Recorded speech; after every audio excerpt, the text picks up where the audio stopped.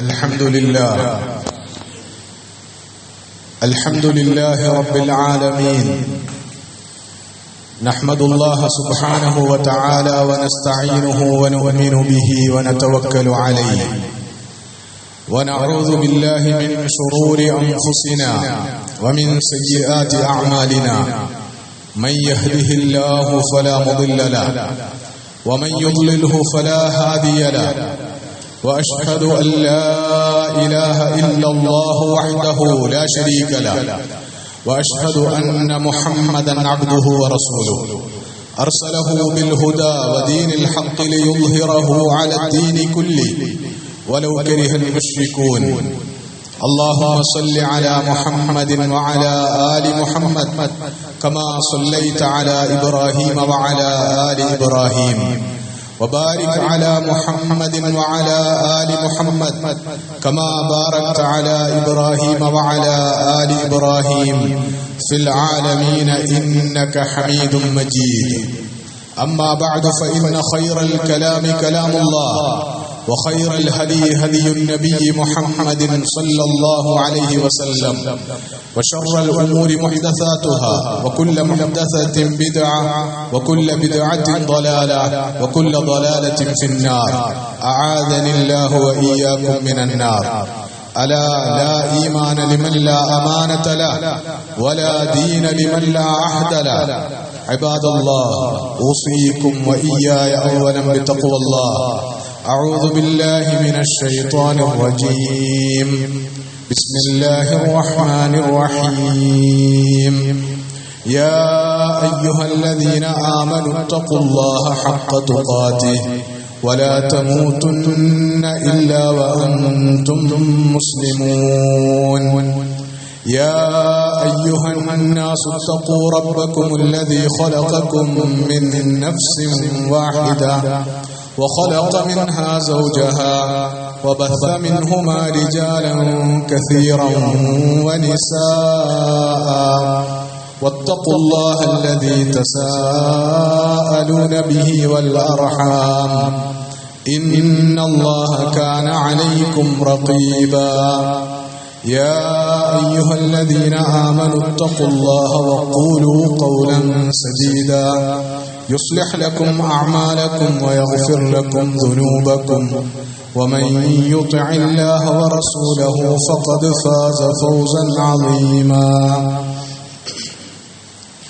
وأوحى ربك إلى النحل أن اتخذي من الجبال بيوتا ومن الشجر ومما يعرشون، ثم كلي من كل الثمرات فاسلكي سبل ربك ذللا يخرج من بطونها شراب مختلف ألوانه فيه شفاء للناس إن في ذلك لآية لقوم يتفكرون.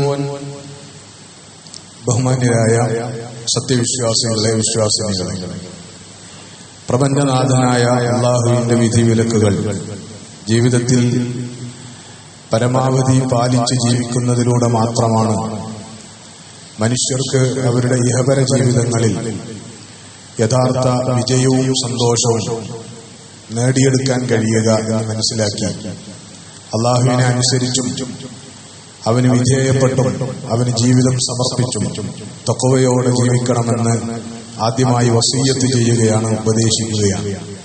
കാരുണ്യവാനായ നാഥൻ ജീവിതത്തിൽ തഖ്വ പുലർത്താനും അതുവഴി അവൻ വാഗ്ദാനം ചെയ്തിട്ടുള്ള എല്ലാ അനുഗ്രഹങ്ങളും നമ്മുടെ ദുനിയാവിലെ ജീവിതത്തിൽ അനുഭവിക്കാനും ആസ്വദിക്കാനും പരലോകത്ത് സ്വർഗം പ്രതിഫലമായി ഏറ്റുവാങ്ങാനും നമ്മെയും നമ്മുടെ മാതാപിതാക്കളെയും ഭാര്യാസന്താനങ്ങളെയും ഗുരുനാഥന്മാരെയും നമുക്ക് പ്രിയപ്പെട്ട എല്ലാവരെയും പ്രത്യേകമായി തുണക്കുകയും അനുഗ്രഹിക്കുകയും ചെയ്യുമാറാകട്ടെ.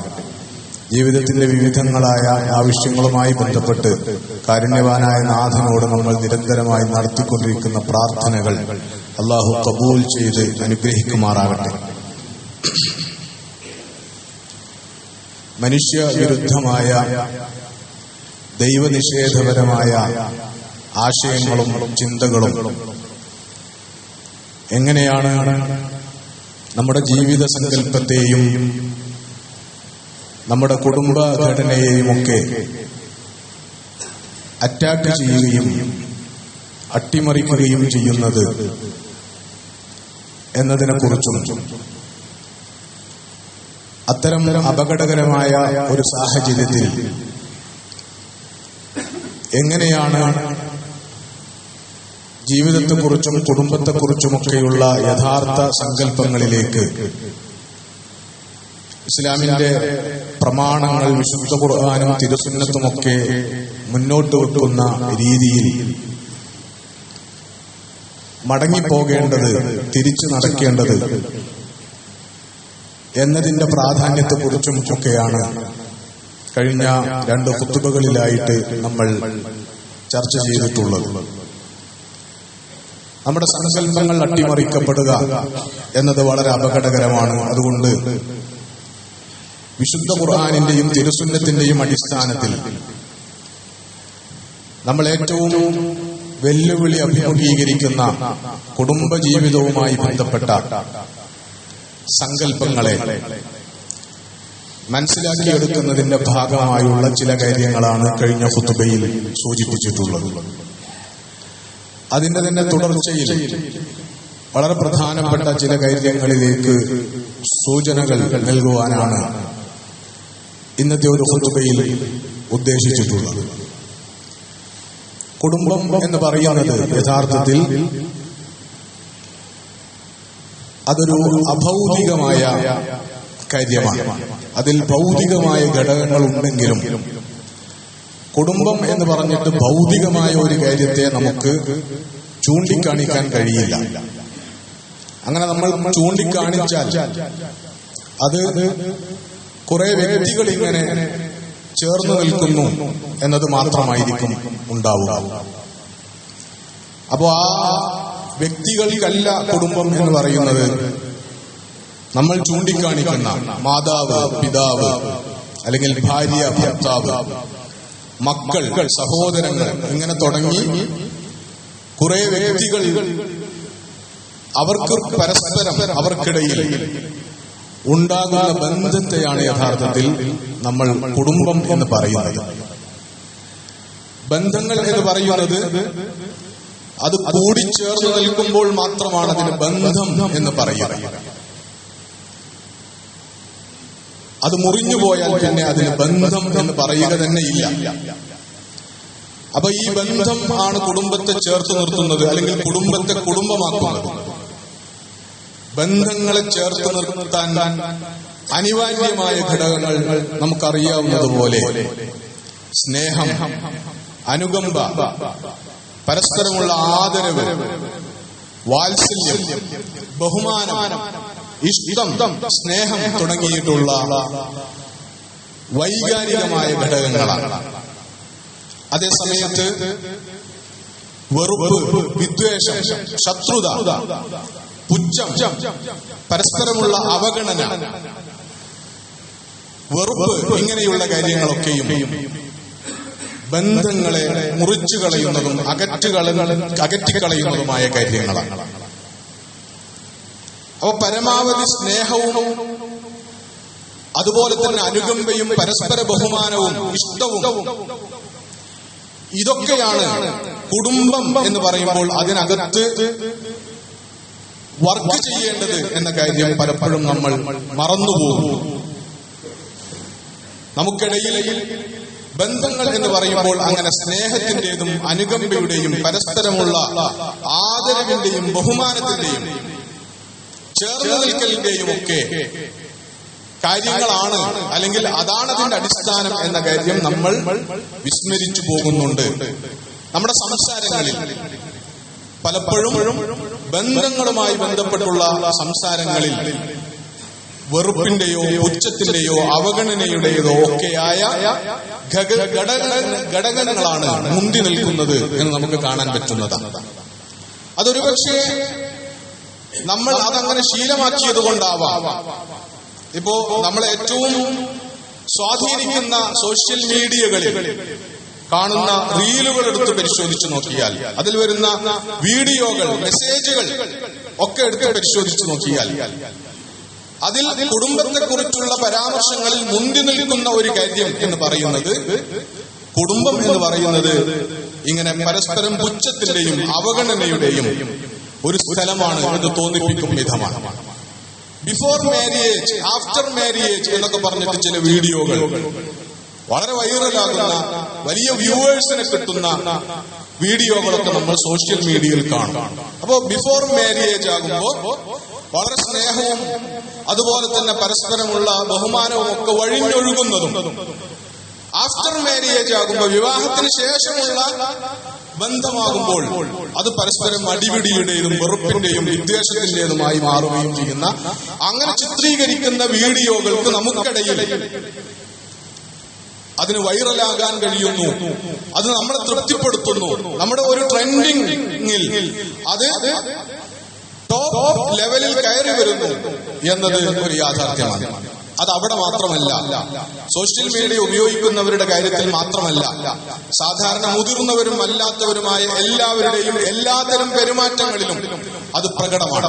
വീട്ടിലുള്ളവരെ കുറിച്ച് പറയുമ്പോൾ പുച്ഛത്തോടുകൂടി പരസ്യമായി പറയാൻ മടിയില്ലാത്ത വഷളന്മാരായി ഒരുപക്ഷെ നമ്മുടെ കൂട്ടത്തിൽ ഭൂരിഭാഗം ആളുകളും മാറിയിട്ടുണ്ട്.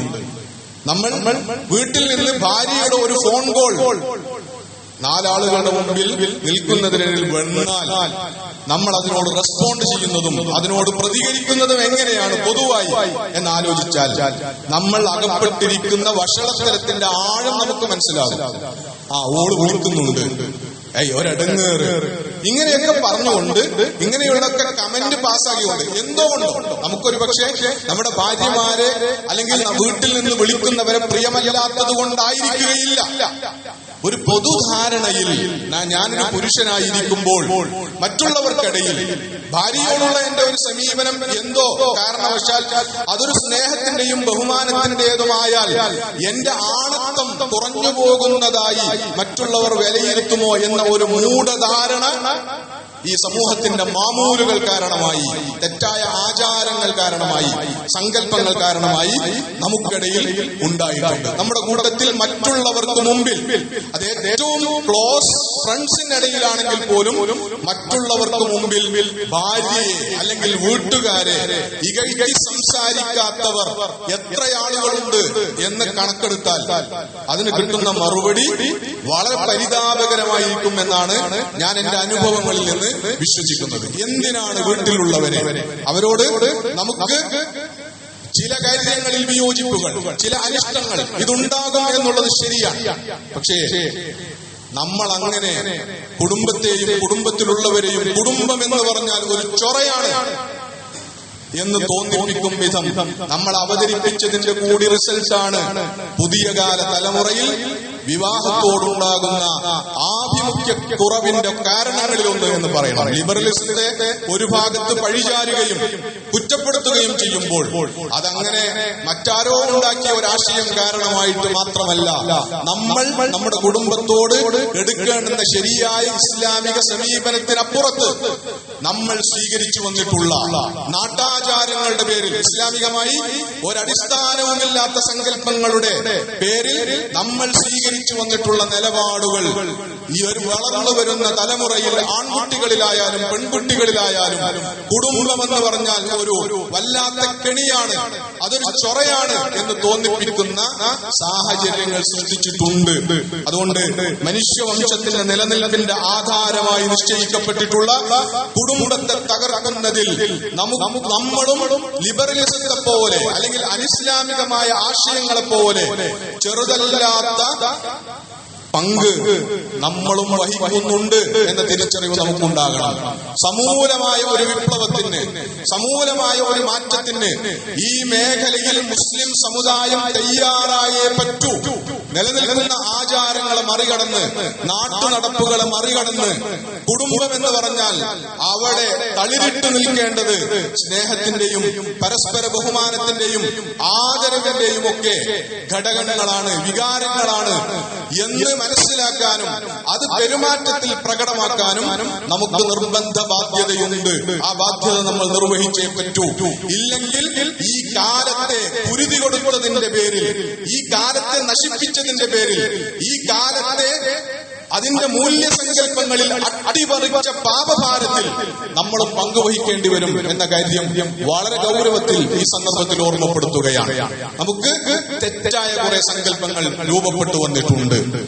എങ്ങനെയാണ് കുടുംബത്തിൽ ആളുകൾ പരസ്പരമുള്ള ബന്ധം എന്ന കാര്യത്തിൽ ഇസ്ലാമികമായി മനസ്സിലാക്കുന്നിടത്ത് പോലും നമ്മൾ ദുർവ്യാഖ്യാനങ്ങൾ ചമക്കുകയും ചില തെറ്റായ സങ്കല്പങ്ങൾ വെച്ചുപുലർത്തുകയും ചെയ്യുന്നുണ്ട്. എല്ലാവർക്കും അറിയാവുന്ന കാര്യമാണ്, ഒരു കുടുംബഘടനയിൽ ഇസ്ലാം മുന്നോട്ട് വെക്കുന്ന തത്വങ്ങളിൽ ഏറ്റവും പ്രധാനപ്പെട്ട അല്ലെങ്കിൽ ഒന്നാമതായി എന്നുള്ള നിലക്ക് തന്നെ പരിഗണിക്കപ്പെടേണ്ടുന്ന ഒരു തത്വമാണ് ഖിവാമത്തുർ റജുൽ അല്ലെങ്കിൽ ഖവാമത്തുർ റജുൽ എന്ന് പറയുന്നത്. അർരിജാലു ഖവ്വാമൂന അലൻ നിസാ എന്ന സൂറത്തുൽ നിസായിലെ വളരെ വിഖ്യാതമായ ആയത്താണത്. പുരുഷന്മാർ സ്ത്രീകളുടെ കൈകാര്യകർത്താക്കളാകുന്നു എന്നതാണ് അതിന്റെ അർത്ഥം. അൽ ഖായിമൂന അലാ ഉമൂരിൻ നിസാ, സ്ത്രീകളുടെ കാര്യങ്ങൾ, അവരുടെ മസ്ലഹത്തുകൾ അത് സാക്ഷാത്കരിക്കാൻ ചുമതലയുള്ളവർ, അതിന് മേൽനോട്ടം വഹിക്കാനുള്ള ബാധ്യതയുള്ളവർ എന്നാണത്. അപ്പോ കുടുംബത്തിൽ ഖവാമത്ത് പുരുഷനാണ് എന്നതിന് നമ്മൾ അർത്ഥം വെച്ചിട്ടുള്ളത് കുടുംബത്തിൽ നേതൃത്വവും അധികാരവും പുരുഷനാണ് എന്നതാണ്. ഒരു തലത്തിൽ ആ അർത്ഥം ശരിയാണ്. കുടുംബത്തിൽ നേതൃത്വം പുരുഷനാണ്, സ്ത്രീകളുടെ മേൽ നേതൃത്വമുള്ളത് പുരുഷനാണ് എന്നത് ശരിയാണ്. അധികാരമുള്ളത് പുരുഷനാണ് എന്നതും ഒരർത്ഥത്തിൽ ശരിയാണ്. പക്ഷേ അധികാരത്തെക്കുറിച്ചുള്ള സങ്കല്പം ഖുർആനിനെ വ്യാഖ്യാനിക്കുമ്പോഴെങ്കിലും നമ്മൾ പുറത്തുള്ള അധികാര സങ്കല്പങ്ങൾ കടമെടുത്തതിനെ വ്യാഖ്യാനിക്കാൻ പാടില്ല എന്നതാണ്.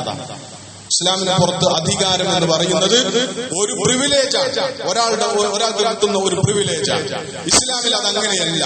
റസൂലുള്ളാഹി സ്വല്ലല്ലാഹു അലൈഹി വസല്ലമയോട് അധികാരം ചോദിച്ചു വന്ന ഒരു സഹാബി ഉണ്ടായിരുന്നു, അബൂദറുൽ ഗിഫാരി റളിയല്ലാഹു അൻഹു. അദ്ദേഹത്തോട് റസൂലുള്ളാഹി സ്വല്ലല്ലാഹു അലൈഹി വസല്ലം പറഞ്ഞത്, അദ്ദേഹം റസൂലിനോട് ചോദിച്ചു, റസൂലേ അലാ തസ്തഅമിലുനി എന്നാണ്. റസൂലേ, താങ്കൾ എന്നെ ജോലിയൊന്നും ഏൽപ്പിക്കുന്നില്ലേ? എന്തെങ്കിലും ഒരു ഉത്തരവാദിത്വം ഇസ്ലാമിക ഭരണത്തിൽ എന്നെ ഏൽപ്പിക്കുന്നില്ലേ? എന്നെ ഒരു ഗവർണറാക്കുന്നില്ലേ? അല്ലെങ്കിൽ മറ്റെന്തെങ്കിലും ഒരു ഉദ്യോഗം എന്നെ ഏൽപ്പിക്കുന്നില്ലേ എന്നാണ് അബൂദറുൽ ഗിഫാരി റളിയല്ലാഹു അൻഹു റസൂലുള്ളാഹി സ്വല്ലല്ലാഹു അലൈഹി വസല്ലമയോട് ചോദിച്ചത്. അബൂദറുൽ ഗിഫാരി റളിയല്ലാഹു അൻഹു റസൂലുള്ളാഹി സ്വല്ലല്ലാഹു അലൈഹി വസല്ലം സ്വഹാബികളിൽ ഒരർത്ഥത്തിൽ ഏറ്റവും മികച്ചവനെന്ന് സർട്ടിഫിക്കറ്റ് കൊടുത്തിട്ടുള്ള ആളാണ്.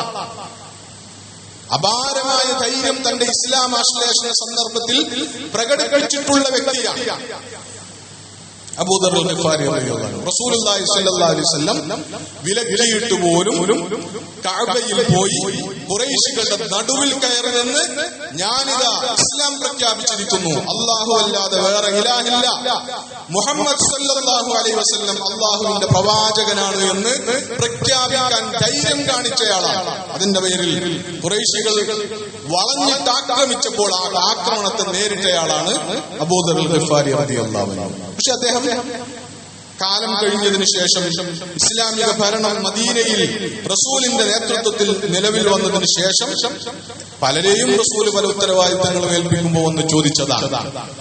അപ്പൊ റസൂൽ അദ്ദേഹത്തോട് പറഞ്ഞ അധികാരത്തെ കുറിച്ചുള്ള ഇസ്ലാമിക സങ്കല്പത്തിന്റെ അടിസ്ഥാന തത്വം എന്നുള്ള നിലക്ക് പറഞ്ഞിട്ടുള്ള ഒരു വചനമുണ്ട്, ഇന്നഹാ ലഅമാനത്തുൻ ഫിദ്ദുനിയ, ഇത് ദുനിയാവിൽ ഒരു അമാനത്താണ്, വനദാമത്തുൻ ഫിൽ ആഖിറ, പരലോകത്ത് സങ്കടമാകാൻ ദുഃഖമാകാൻ സാധ്യതയുള്ള ഒരു ഏർപ്പാടാണ് അധികാരം എന്ന് പറയുന്നത്, ഉത്തരവാദിത്തങ്ങൾ എന്ന് പറയുന്നത്.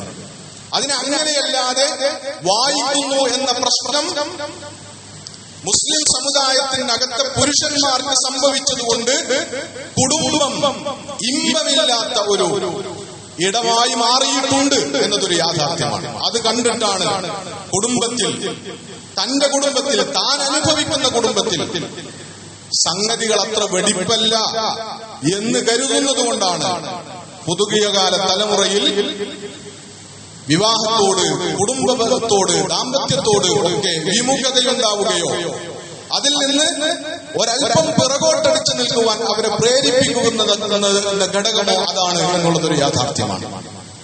അവിടെ നിന്ന് തിരിഞ്ഞു നടക്കാനുള്ള നമ്മളിലുള്ള ഒരു തെറ്റായ അനിസ്ലാമിക സങ്കല്പത്തെ തിരുത്തുവാനും ആ സ്ഥാനത്ത് ഇസ്ലാമിന്റെ ശരിയായ സങ്കല്പത്തെ പുനഃസ്ഥാപിക്കുവാനും അതനുസരിച്ച് പെരുമാറാനും നമുക്ക് അടിസ്ഥാനപരമായിട്ട് തന്നെ മുസ്ലിങ്ങൾ എന്നുള്ള നിലക്ക് ബാധ്യതയുണ്ട്. അൽ ഖവാമത്തു തക്ലീഫുൻ വത്തക്ലീഫു മുനാദു സവാബി വൽ ഇഖാബ് ഇൻദല്ലാഹി സുബ്ഹാനഹു വ തആല. ഖവാമത്ത് എന്ന് പറഞ്ഞാൽ അത് തക്ലീഫാകുന്നു. ആരാണ് നിങ്ങളെ ഖവാമൂന അലൻ നിസാ ആക്കിയത്? അള്ളാന്റെ പ്രഖ്യാപനം കൊണ്ടാണ് നിങ്ങൾക്ക് അങ്ങനെ ഖവാമത്തുണ്ടായത്. കുടുംബത്തിൽ നേതൃപദവി നിങ്ങൾക്കുണ്ടാകുന്നത് അള്ളാഹുവിന്റെ പ്രഖ്യാപനം ഒന്നുകൊണ്ട് മാത്രമാണ്. അള്ളാന്റെ പ്രഖ്യാപനം അത് തക്ലീഫാകുന്നു, അതൊരു ഉത്തരവാദിത്തമേൽപ്പിക്കലാകുന്നു. അതല്ലാതെ മനുഷ്യർക്കിടയിൽ എന്തെങ്കിലും, പ്രത്യേകിച്ചും വർഗങ്ങളുടെ പേരിൽ, ലിംഗത്തിന്റെ പേരിൽ വിവേചനം കാണിക്കുന്ന പരിപാടി അള്ളാഹ്ക്കില്ല. അതുകൊണ്ട് ഇത് നിങ്ങൾക്ക് പ്രത്യേകമായി പ്രിവിലേജ് അനുവദിച്ചു തരാനുള്ള, നിങ്ങൾക്ക് എന്തെങ്കിലും സ്ഥാനം പ്രത്യേകമായി അനുവദിച്ചു തരാനുള്ള ഒരു പ്രസ്താവനയല്ല, മറിച്ച് ഇതൊരു തക്ലീഫാകുന്നു, ഇതൊരു ഉത്തരവാദിത്തം ഏൽപ്പിക്കലാകുന്നു, ഒരു ചുമതല ഏൽപ്പിക്കലാകുന്നു. ചുമതല ഏൽപ്പിക്കുക എന്ന് പറയുന്നത് രക്ഷാശിക്ഷകളുടെ മാനദണ്ഡമാകുന്നു. അള്ളാഹുവിന്റെ അടുത്ത് നിങ്ങൾ പ്രതിഫലത്തിന് അർഹനാകുന്നത് ഏൽപ്പിക്കപ്പെട്ട ഉത്തരവാദിത്തം അള്ളാഹു അവന്റെ ദീൻ വഴി നിശ്ചയിച്ചത് പ്രകാരം യഥാവിധി നിർവഹിക്കുന്നുണ്ടോ എന്ന് നോക്കിയാണ്. ആ ഉത്തരവാദിത്തം നിർവഹിക്കുന്ന കാര്യത്തിൽ നിങ്ങളുടെ ഭാഗത്തുണ്ടാകുന്ന വീഴ്ച, ആ വീഴ്ചയുടെ പേരിൽ നിങ്ങൾ ശിക്ഷക്കർഹരാകുന്നത്, നിങ്ങൾ ശിക്ഷ അർഹരായി തീരുകയും ചെയ്യുന്നതാണ്. ഇതാണ് ഇസ്ലാമിന്റെ സങ്കല്പം എന്ന് പറയുന്നത്. അതുകൊണ്ട് ഖവാമത്ത്, പുരുഷന് ലീഡർഷിപ്പ് എന്ന് പറയുന്നുണ്ട്.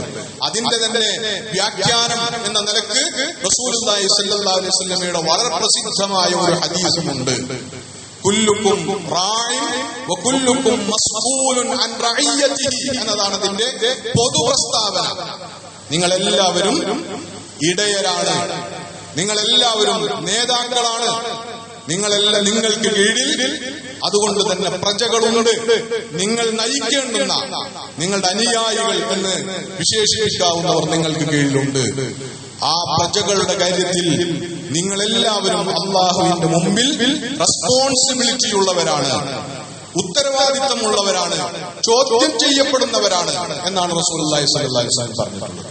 ആ പൊതുതത്വത്തിന് ശേഷം പിന്നീട് വിശദീകരിച്ചപ്പോൾ ആണായ ഒരുത്തൻ തന്റെ കുടുംബത്തിന്റെ കാര്യത്തിൽ റായിയാണ്, നേതാവാണ്.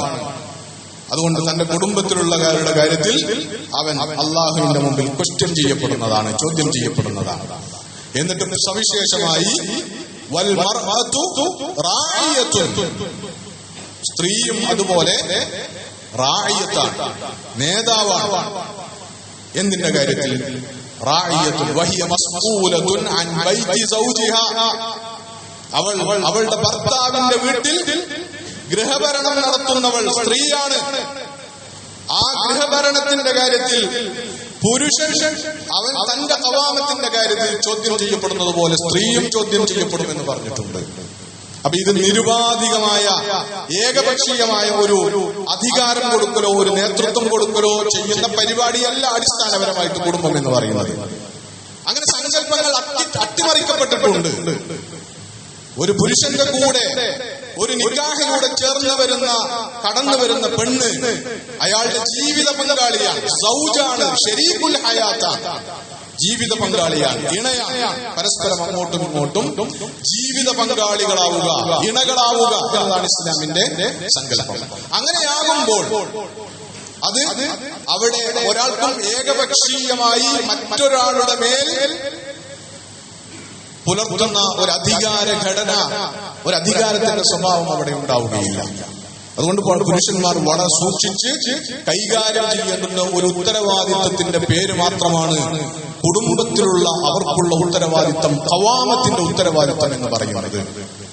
അതിന്റെ അടിസ്ഥാനത്തിൽ അവർക്ക് നിർവഹിക്കാനുള്ള ഡ്യൂട്ടികൾ വളരെ വലുതാണ് എന്നാണ് മനസ്സിലാക്കേണ്ടത്. അവകാശങ്ങൾ ധാരാളം അതിന്റെ പേരിൽ തനിക്കുണ്ട് എന്ന് തെറ്റിദ്ധരിക്കുകയല്ല വേണ്ടത്.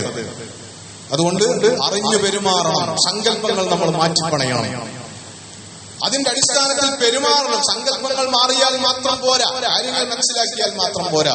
സുലൂക്കിൽ, നമ്മുടെ ബിഹേവിയറിൽ, നമ്മുടെ പെരുമാറ്റത്തിൽ വലിയ മാറ്റങ്ങൾ സംഭവിക്കൽ നിർബന്ധമാണ്.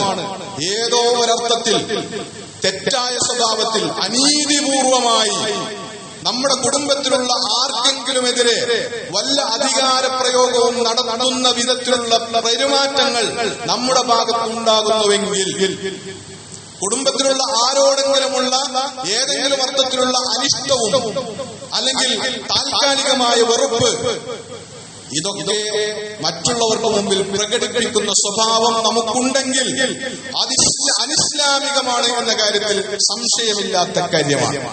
ഒരു പുരുഷനെ സംബന്ധിച്ചിടത്തോളം തന്റെ ഭാര്യയോടൊപ്പം കഴിയുകയും എന്നിട്ട് അവളുടെ രഹസ്യങ്ങൾ പിന്നീട് പുറത്തുപോയി വെളിപ്പെടുത്തുകയും ചെയ്യുന്നതിനേക്കാൾ വലിയ വഷളത്തരം, അതിനേക്കാൾ വലിയ തിന്മ ഒരു പുരുഷനെ സംബന്ധിച്ചിടത്തോളം ഇല്ല എന്ന് റസൂലുള്ളാഹി സ്വല്ലല്ലാഹു അലൈഹി വസല്ലം മുന്നറിയിപ്പ് നൽകിയിട്ടുള്ള കാര്യമാണ്. അതുകൊണ്ട് കുടുംബത്തിലുള്ള ആളുകൾ, പ്രത്യേകിച്ചും നേർക്ക് നേരെ പറഞ്ഞാൽ പലപ്പോഴും പുരുഷന്മാർ ഭാര്യമാരുടെ കാര്യത്തിൽ പുലർത്തുന്ന പുച്ഛ മനോഭാവം, അവഗണനാ മനോഭാവം, നീ അത്രക്കേ ഉള്ളൂ, അവൾ അത്രക്കേ ഉള്ളൂ, അത്രക്കേ പരിഗണിക്കേണ്ടതുള്ളൂ, ഇവിടെ കാര്യങ്ങൾ തീരുമാനിക്കുന്നത്, കുടുംബം പുലർത്തുന്നത് ഞാനാണ്, അതുകൊണ്ട് ഞാനാണ് കാര്യങ്ങൾ തീരുമാനിക്കുക. ഈ ഒരു മനോഭാവത്തിൽ പുരുഷന്മാർക്ക് കുടുംബത്തിൽ പെരുമാറാൻ ഇസ്ലാം അനുവാദം തന്നിട്ടില്ല എന്ന യാഥാർത്ഥ്യം നമ്മൾ തിരിച്ചറിയണം. അങ്ങനെയേ എന്നെ കൊണ്ട് പറ്റുകയുള്ളൂ, എന്റെ പ്രകൃതം അങ്ങനെയായിപ്പോയി, ഞാൻ കാണല്ലേ എന്നാണ് നിങ്ങളുടെ മറുന്യായമെങ്കിൽ നിങ്ങൾ ആ കുടുംബത്തിന്റെ ആ നേതൃത്വം വിട്ടൊഴിഞ്ഞു പോവുകയാണ് ചെയ്യേണ്ടത്. ഒരു കുടുംബത്തെ നയിക്കാനുള്ള വളരെ ബേസിക്കായ എലിജിബിലിറ്റി, ക്വാളിഫിക്കേഷൻ നിങ്ങൾക്കില്ല എന്നാണ് നിങ്ങൾ പറയുന്നത്. അങ്ങനെ ഒരു പുരുഷത്വമില്ല, അങ്ങനെ ഒരു ആണത്വമില്ല എന്നതാണ് യാഥാർത്ഥ്യം. അതുകൊണ്ട് കുടുംബത്തിലുള്ളവരോട് സ്നേഹത്തോടെ, മതിപ്പോടെ, ആദരവോടെ റസൂല് നിർദ്ദേശിച്ചത് കഴിഞ്ഞ ഖുതുബയിൽ സൂചിപ്പിച്ചതുപോലെ കാരണങ്ങളുണ്ടെങ്കിലും കുടുംബത്തിലുള്ളവരെ, പ്രത്യേകിച്ചും കൂടെ ജീവിക്കുന്ന ഭാര്യയെയും മക്കളെയും മാതാപിതാക്കളെയും വെറുക്കാതിരിക്കാനുള്ള തഖ്വാബോധം നമുക്കുണ്ടായേ പറ്റൂ. ഒരു വെറുപ്പായത് വളരുന്നത് താൽക്കാലികമായ അനിഷ്ടങ്ങൾ ഉണ്ടാകാം മനുഷ്യപ്രകൃതത്തിൽ. അതിനപ്പുറത്തേക്ക് അതിനെ ഒരു വെറുപ്പായി വളരാൻ അനുവദിക്കാതിരിക്കാനുള്ള ജാഗ്രത ഒരു മനുഷ്യൻ പുലർത്തണം. അത് അയാളുടെ തഖ്വയുടെ ഭാഗമാണ് എന്നാണ് പഠിപ്പിക്കപ്പെട്ടിട്ടുള്ളത്. നമ്മുടെ വീട്ടിലുള്ളവരെ കുറിച്ച് പുച്ഛഭാവത്തോടുകൂടി സമൂഹ മധ്യത്തിൽ അഭിപ്രായങ്ങൾ, കമന്റുകൾ നിരത്തുന്ന നെറികെട്ട സ്വഭാവത്തിൽ നിന്ന് നമ്മൾ പിന്മാറണം. വീട്ടിൽ നിന്ന് ഫോൺ വരുമ്പോ, അതല്ലാതെ വീട്ടുകാരെ കുറിച്ച് സംസാരിക്കുമ്പോ, നാലാളുകളിൽ നിന്ന് സംസാരിക്കുമ്പോ, എന്റെ ഓൾ അങ്ങനെയാണ്, ഓൾ അങ്ങനെ പൊട്ടത്തിയാണ്, ഓൾ അങ്ങനെയാണ് എന്നൊക്കെ പറഞ്ഞ് വീട്ടിലുള്ളവരെ അവമതിച്ച് സംസാരിക്കുന്ന ശീലങ്ങൾ നമുക്കുണ്ടായിട്ടുണ്ടെങ്കിൽ, നമുക്കിടയിൽ അത് പ്രചാരത്തിലുണ്ടെങ്കിൽ അത് തിരുത്തിയേ പറ്റൂ. അത് തിരുത്തേണ്ടുന്ന അനിസ്ലാമികതയും തിന്മയുമാണ് എന്ന് മനസ്സിലാക്കണം. അതുവഴിയൊക്കെ ഉണ്ടാകുന്ന താൽക്കാലികമായ എന്തെങ്കിലും ആള് കൂട്ടം കൂടി സ്വറ പറയുമ്പോൾ കിട്ടുന്ന ഒരു താൽക്കാലിക സുഖം അതിന് കിട്ടുമെങ്കിലും അതിനപ്പുറത്ത് അത്തരത്തിലുള്ള നമ്മുടെ കമന്റുകൾ, അത്തരത്തിലുള്ള നമ്മുടെ വർത്തമാനങ്ങൾ, അവമതിപ്പുകൾ, പുച്ഛങ്ങൾ, ഇതൊക്കെ സമൂഹത്തിലുണ്ടാക്കുന്ന ആഘാതങ്ങൾ വളരെ വലുതാണ്. നമ്മുടെ ധാർമ്മികതയിൽ അതേൽപ്പിക്കുന്ന ആഘാതങ്ങൾ വളരെ വലുതാണ് എന്ന് തിരിച്ചറിയണം. അതുകൊണ്ട് കുടുംബ ബന്ധങ്ങൾ, പ്രത്യേകിച്ചും ഭാര്യാഭർത്താക്കന്മാർ, മക്കൾ, മാതാപിതാക്കൾ, ഈ ബന്ധങ്ങളിൽ പരസ്പരം വെച്ചു പുലർത്തുന്ന മനോഭാവങ്ങളിലും പരസ്പരം ഇടപഴകുമ്പോഴുള്ള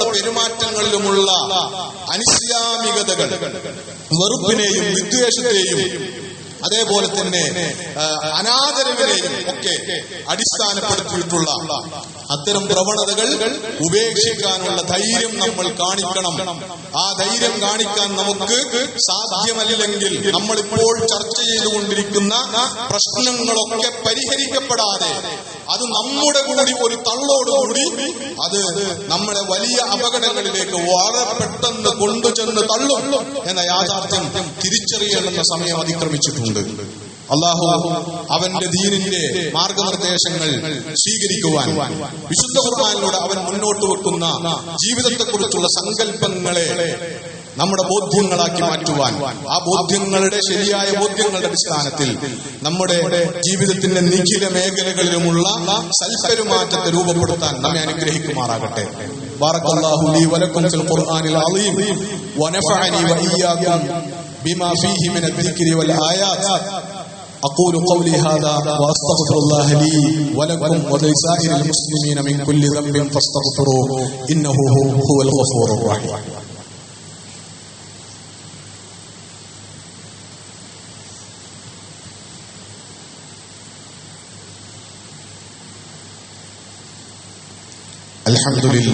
الحمد لله رب العالمين والعاقبة للمتقين ولا عدوان إلا على الظالمين.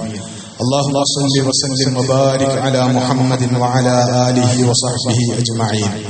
عباد الله أوصيكم وإياي ثانيا بتقوى الله. يا أيها الذين آمنوا اتقوا الله ولتنظر نفس ما قدمت لغد واتقوا الله إن الله خبير بما تعملون. اللهم اغفر للمؤمنين والمؤمنات والمسلمين والمسلمات الأحياء منهم والأموات إنك مجيب الدعوات يا قاضي الحاجات. طيب ثراهم واجعل الجنة مأوانا ومأواهم. اللهم أجرنا من النار. اللهم أجرنا ووالدينا من النار. ربنا ظلمنا أنفسنا وإن لم تغفر لنا وترحمنا لنكونن من الخاسرين. ربنا اغفر لنا ولآبائنا ولأمهاتنا رب ارحمهم كما ربونا صغارا. ربنا هب لنا من أزواجنا وذرياتنا قرة أعين واجعلنا للمتقين إماما. ربنا اغفر لنا ولإخواننا الذين سبقونا بالإيمان ولا تجعل في قلوبنا غلا للذين آمنوا ربنا إنك رؤوف رحيم. اللهم أعز الإسلام والمسلمين وانصر الإسلام والمسلمين في كل مكان في العالم يا رب العالمين. ربنا توفنا مسلمين وألحقنا بالصالحين. ربنا آتنا في الدنيا حسنة وفي الآخرة حسنة وقنا عذاب النار. ربنا تقبل منا إنك أنت السميع العليم وتب علينا إنك أنت التواب الرحيم. فاغفر لنا يا غافر المذنبين وارحمنا بأنواع رحمتك يا أرحم الراحمين. وصلى الله تعالى وسلم على خير خلقه سيدنا محمد وعلى آله وصحبه أجمعين.